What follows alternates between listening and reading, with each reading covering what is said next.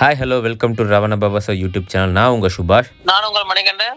தீபாவளி பண்டிகையை முன்னிட்டு தேன்குழல் காரபக்ஷணம் செய்வது எப்படி என்று திருமதி காயத்ரி வெங்கட்ராமன் விளக்க இருக்காங்க. வாங்க இப்போ வீடியோக்குள்ளே போய் பார்ப்போம்.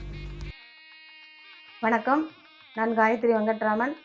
அடுத்த பட்சணம் தேங்கோல் செய்கிறது எப்படிங்கிறது செய்யலாம். வாங்க வீடியோக்குள்ளே போய் பார்க்கலாம். இந்த தேங்கோல் மாவுக்கு நான் 1 கிலோ பச்சரிசி எடுத்து அதில் 1/2 டம்ளர் பாசிப்பருப்பு, 1/2 டம்ளர் கடலப்பருப்பு லைட்டாக ட்ரை ரோஸ்ட் வாசனை வரைக்கும் வறுத்து மிஷினில் கொடுத்து அரைச்சி ஒரே மாவாக வச்சுருக்கேன். 1 டம்ளர் அரைச்ச மாவு. 1 கிலோ பச்சரிசி மாவு 1 கிலோ பச்சை அரிசி மாவு, பச்சரிசி ரேஷன் அரிசி எந்த அரிசி வேணாலும் வச்சுக்கலாம். அதில் 1/4 டம்ளர் கடலப்பருப்பு, 1/4 டம்ளர் பைத்தம்பருப்பு லேசாக வறுத்துட்டு எல்லாத்தையும் ஒன்றா மிஷினில் கொடுத்து அரைச்சி 1 டம்ளர் மாவு, ஜீரகம், வெண்ணெய், தேவையான அளவு உப்பு, பெருங்காயம். இதுக்கு காரப்பொடியெலாம் வேண்டாம், வேணா விருப்பப்பட்டால் நீங்கள் சேர்த்துக்கோங்க. இப்போ மாவு போட்டுருவோம்.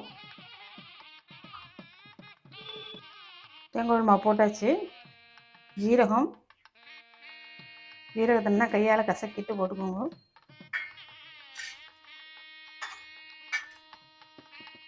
தேவையான அளவு உப்பு,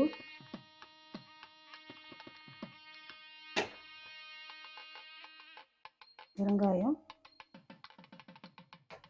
கலந்துப்போம்.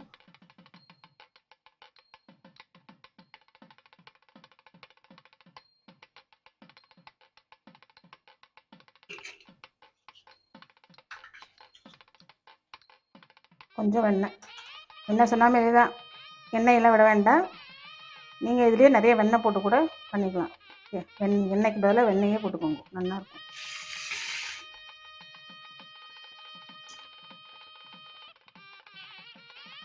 பார்த்து கொஞ்சம் கொஞ்சமாக தெளித்து பிசைஞ்சுக்கோங்க.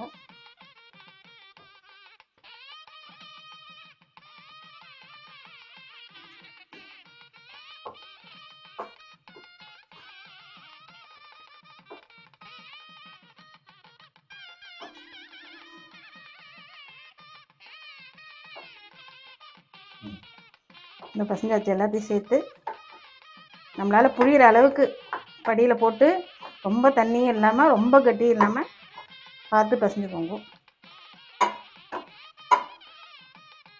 இந்த பதத்துக்கு எப்படி புரியுதுன்னு பார்க்கலாம்.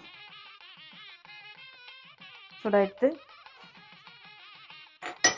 நான் இதேமாரி தட்டு ஸ்டாராக போட்டிருக்கோம். தேங்கோடலுக்கு இந்த தட்டு தான் போட்டு பண்ண போகிறேன்.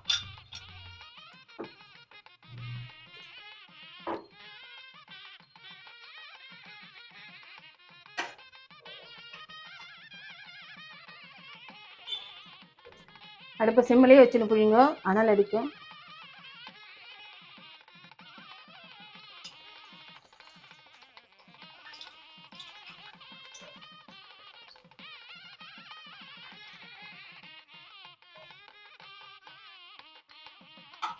நல்லா ஓசை எடுத்து வடங்கெடுத்து சமந்தனுக்கு எடுத்துருவோம்.